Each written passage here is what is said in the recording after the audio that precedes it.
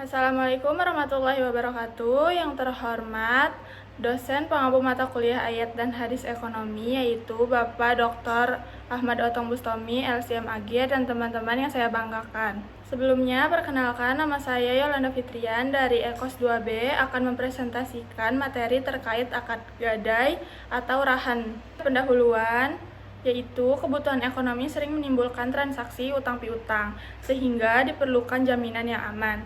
Lalu, Islam juga mengatur hal ini melalui akad gadai atau rahan, yang berlandaskan Al-Quran dan hadis, serta menjunjung keadilan dan tanggung jawab, dan pemahaman yang tepat diperlukan agar praktik rahan sesuai syariah dan bermanfaat bagi semua pihak dan masyarakat.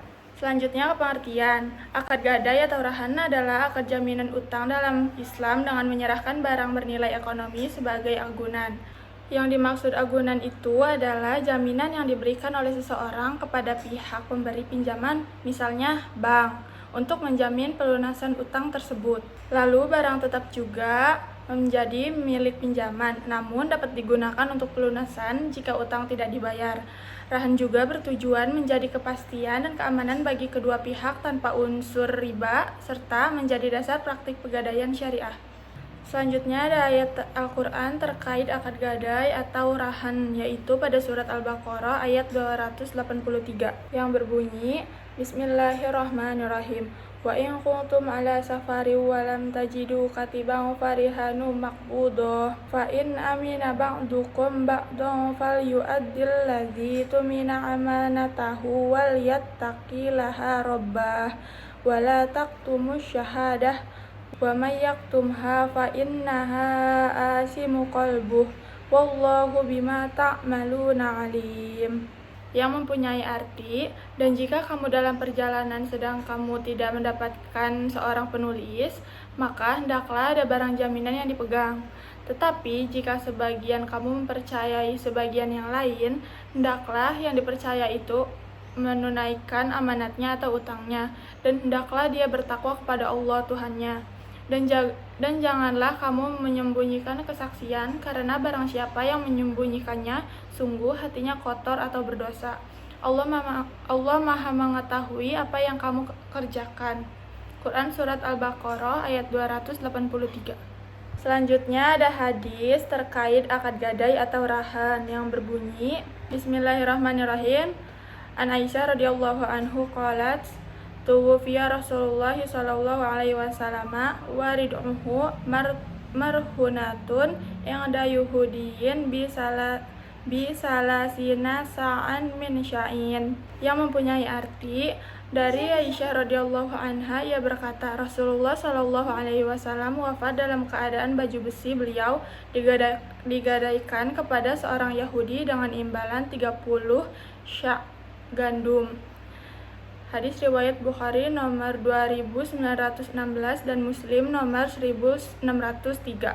Selanjutnya ada rukun dan syarat akad gadai atau rahan. Yang pertama itu ada rukun, yang kedua itu ada murtahin atau penerima gadai, yang ketiga itu ada marhun atau barang jaminan, yang terakhir itu ada sighat atau ijab dan kabul. Jadi kelima rukun tersebut itu harus dipenuhi agar akad rahan sah dan memiliki kekuatan hukum dalam Islam. Tanpa salah satu rukun itu, akad gadai dianggap tidak sempurna atau tidak sah. Selanjutnya ada syarat akad rahan, yaitu yang pertama, syarat bagi pihak yang berakad atau rahin dan murtahin. Yang kedua ada syarat barang gadai atau marhun. Selanjutnya ada syarat utang atau marhun bih. Dan yang terakhir syarat sighat atau akad.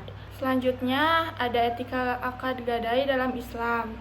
Yang pertama, prinsip amanah dan tanggung jawab, yaitu dalam akad rahan, pihak penerima gadai atau murtahin wajib menjaga barang jaminan dengan baik, karena barang tersebut merupakan titipan atau amanah.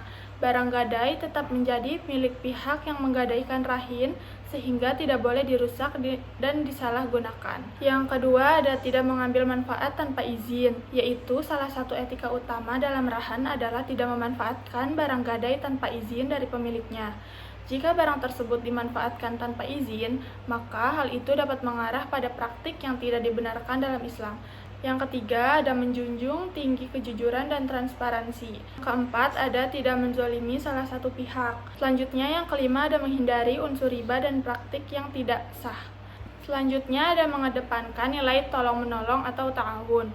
Poin ketujuh, ada memberikan kelonggaran kepada pihak yang kesulitan. Selanjutnya, ada larangan praktik jual-beli dalam Islam. Yang pertama, dalam melaksanakan akad gadai atau rahan, Islam menetapkan berbagai larangan agar transaksi tetap sesuai dengan prinsip syariah dan tidak menimbulkan ketidakadilan. Salah satu larangan utama adalah pemanfaatan barang gadai oleh pihak penerima gadai tanpa izin dari pemiliknya. Barang gadai juga pada dasarnya hanya berfungsi sebagai jaminan utang, sehingga tidak boleh dimanfaatkan untuk kepentingan pribadi, karena dapat menimbulkan keuntungan sepihak yang tidak dibenarkan oleh Islam. Selain itu, praktik riba menjadi larangan yang sangat tegas dalam akad rahan. Setiap tambahan atau keuntungan yang disyaratkan atas pinjaman, baik secara langsung maupun tidak langsung, termasuk dalam kategori riba. Dalam konsep rahan, akad bersifat tolong-menolong atau tabarru, sehingga tidak boleh dijadikan sarana untuk mencari keuntungan dari pihak yang sedang membutuhkan. Larangan lainnya adalah menjual, menggadaikan kembali, atau memindah tangankan barang gadai tanpa izin dari pemiliknya.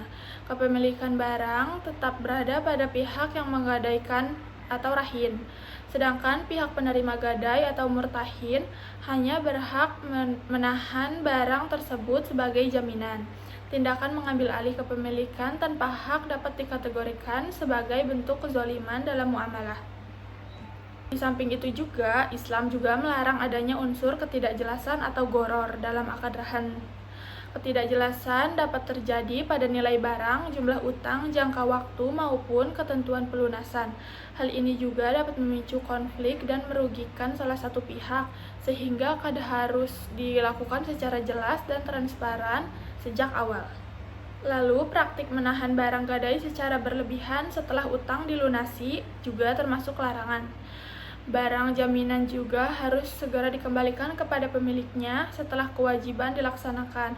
Penahanan tanpa alasan yang sah merupakan bentuk pelanggaran terhadap hak milik orang lain. Lalu, Islam juga melarang adanya paksaan dalam akad rahan. Kedua belah pihak harus melakukan akad atas dasar kerelaan tanpa tekanan. Akad yang dilakukan dengan unsur paksaan dapat dianggap tidak sah karena bertentangan dengan prinsip keadilan dalam muamalah. Selain itu juga tidak diperbolehkan menetapkan syarat yang merugikan salah satu pihak, seperti denda berlebihan atau ketentuan yang memberatkan pihak yang berutang. Syarat seperti ini dapat menghilangkan unsur keadilan dan bertentangan dengan tujuan utama akad gadai. Lalu, dalam praktiknya juga dilarang adanya manipulasi atau penipuan terkait kondisi barang gadai. Pihak yang menggadaikan wajib menjelaskan kondisi barang secara jujur, sementara pihak penerima gadai juga tidak boleh menurunkan nilai barang secara sepihak dalam keuntungan pribadi. Yang terakhir, Islam juga melarang sikap zalim dalam bentuk apapun dalam akad gadai, termasuk mempersulit pelunasan utang, memberikan tekanan kepada pihak yang berutang, atau memanfaatkan kondisi kesulitan orang lain.